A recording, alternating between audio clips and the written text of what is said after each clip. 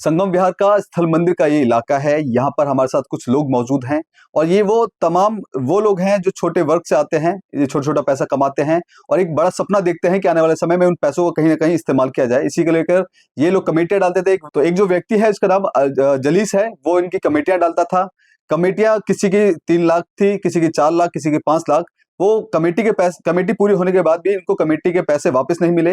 ये लगातार उनसे मदद की गुहार लगा रहे हैं, उनसे विनती करते हैं कि उनका जो पैसा जमा हुआ है वो पैसा दे दिया जाए, लेकिन बावजूद जो कमेटी डालने वाला व्यक्ति है वो अपने सिरे से जो पैसे की बात है वो खारिज कर देता है। ये तमाम जो लोग मैं तस्वीर में आप देख रहे हैं, सबसे पहले आपसे जानने की कोशिश करूंगा, क्या नाम था उसका और कितनी कमेटी थी आपकी? जलीस।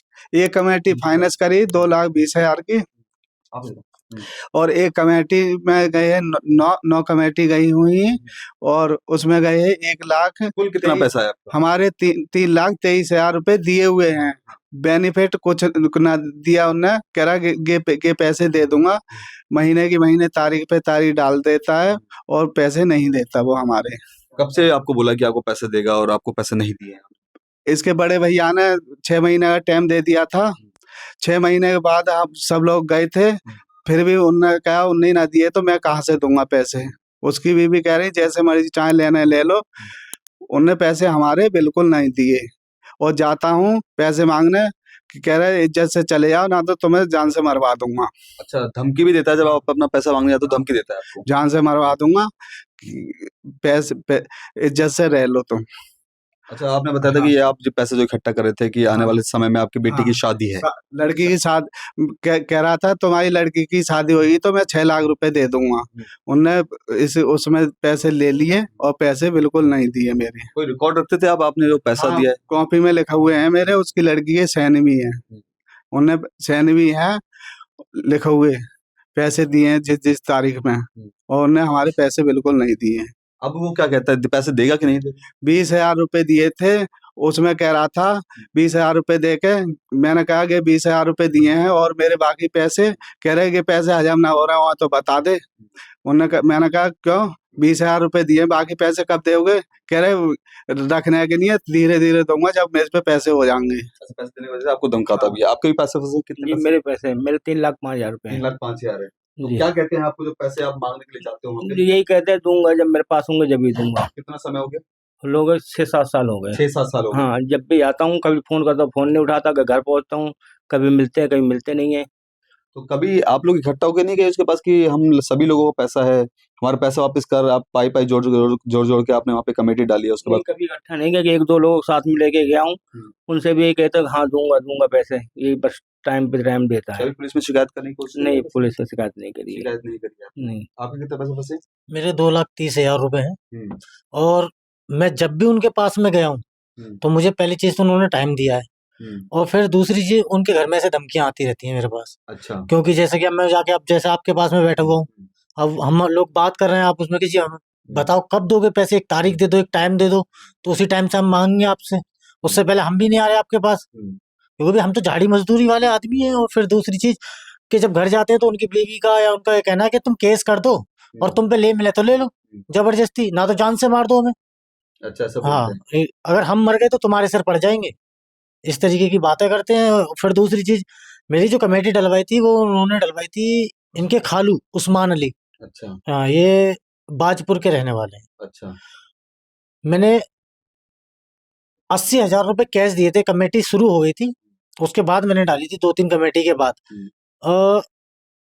कमेटी डालने के बाद में सारी कमेटी अच्छे से चलती रही। उसके बाद मेरे पाप नहीं, मेरी शादी थी, मेरी शादी हो गई। शादी होने के बाद इन्होंने मुझसे बोला कि पापा ने मेरे बोला कि बताओ कमेटी अब तो पूरी हो गई, अब हमें दे दो। तो कि दूंगा तुम्हें कमेटी, टेंशन मत लो, जल्द से जल्द तुम्हारा इंतजाम कर रहा हूं। क्या करता है जो कमेटी डालता है, क्या काम करता है? ये आड़ती है ओखला मंडी में। अच्छा। हाँ, इसकी एक आड़त इसकी ओखला मंडी में है, गुड़गांव में भी है इसका कारोबार। अच्छा बिजनेसमैन आदमी है कोई। हाँ, और इसके भाई जो है वो प्रॉपर्टी डीलर है। तब क्या लगता है कि पैसा जो आपका फंसा हुआ है मिल पाएगा आपको? देखो, पैसा तो मेरे को तो नहीं लगता कि मिल पाएगा, क्योंकि वहाँ वो बदमाश लोग हैं भाई, प्रॉपर्टी डीलर हैं, और कुछ बोलो तो ये बोलते हैं कि पुलिस केस कर दो। तो हमारे लिए तो एक चीज ये है कि हम अगर पुलिस केस करने भी जाएं, भाई पुलिस तो सुनेगी, हम्म। लेकिन उनकी लड़कियां जो हैं, जाए तो हम किससे शिकायत करें? अगर जैसे हम शिकायत घर करने में के लिए, महिलाओं का डर लगता है कि आप पे कोई गलत नहीं, आरोप मेरे हो जाए। साथ आरोप मेरे ऊपर लगा है।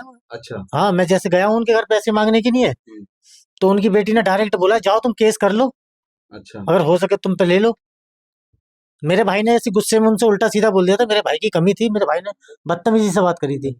जलीस अहमद नाम था उनका। हाँ, तो देखिए किस तरह से जलीस अहमद लोगों को बेवकूफ बनाता है, उनसे कमेटी के नाम पे पैसे ले लेता है, लेकिन जब पैसा देने की बारी आती है तो केवल इनकी चप्पलें घिसवाता है। हालांकि इन्हें उसे ना तो पुलिस का डर है ना ही प्रशासन का डर है, और पुलिस की नाक के नीचे अवैध तरीके से कमेटियां चलाता है। और एक दो नहीं इसमें तकरीबन दर्जनों ऐसी कमेटियां हैं जिसको ये पूरा काम करता है। लेकिन सवाल आखिरकार यही है कि पुलिस की नाक के नीचे इस तरह से कमेटियां डालता है, लोगों को परेशान किया जाता है। अब ये लोग हैं, अब ये इनका मन में डर ये भी है कि पुलिस थाने में जाएंगे तो शायद इनकी कंप्लेंट है वो ना लिखी जाए। इसके अलावा जो कमेटी डालता है, अलीश नाम है, वो इनको लगातार धमकियां भी देता है कि अगर आप दोबारा से पैसे मांगने के लिए आते हैं तो उनको जान से मरवा दिया जाएगा, उनको उनकी पिटाई करवा दी जाएगी। आपका भी कुछ पैसा फंसा हुआ है?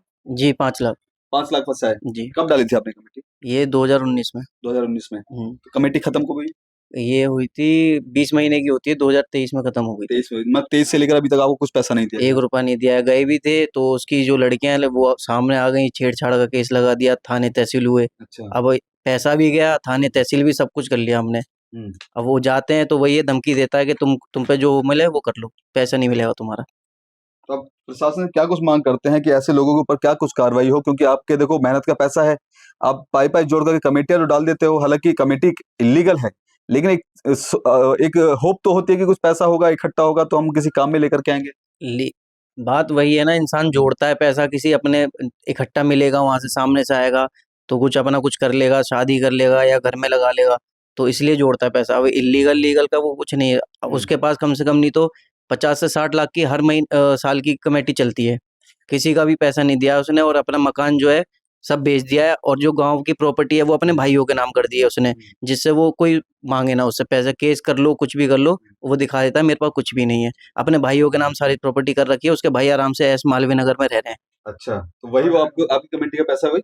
सारा सारा उनकी तरफ ट्रांसफर कर दिया है। तो देखिए ये बेहद मजबूर और परेशान लोग हैं। इनमें से किसी की बेटी की शादी है, किसी को अपना सपनों का घर बनवाना है गांव में, तो किसी को इलाज के लिए पैसे इकट्ठा करना था। ये तमाम जो लोग हैं बेहद परेशान हैं, और पाई पाई जोड़ करके इन्होंने कमेटी डाली थी इस व्यक्ति पर, और इस व्यक्ति ने उनकी कमेटी हड़प करके अपना मालवीय नगर में एक बड़ा जो शानदार कोठी बनाई है, और कुछ पैसा है अपने भाई के नाम कर दिया गया है, और खुद को दिवालिया घोषित कर दिया है। लेकिन सवाल आखिरकार वही है कि इलाके में एक दो नहीं बल्कि इस तरह की 50 कमेटियां चलाता है, पुलिस की नाक के नीचे चलाता है, जो अवैध जो इलीगल है। लेकिन अब इनका पैसा कब तक मिलेगा?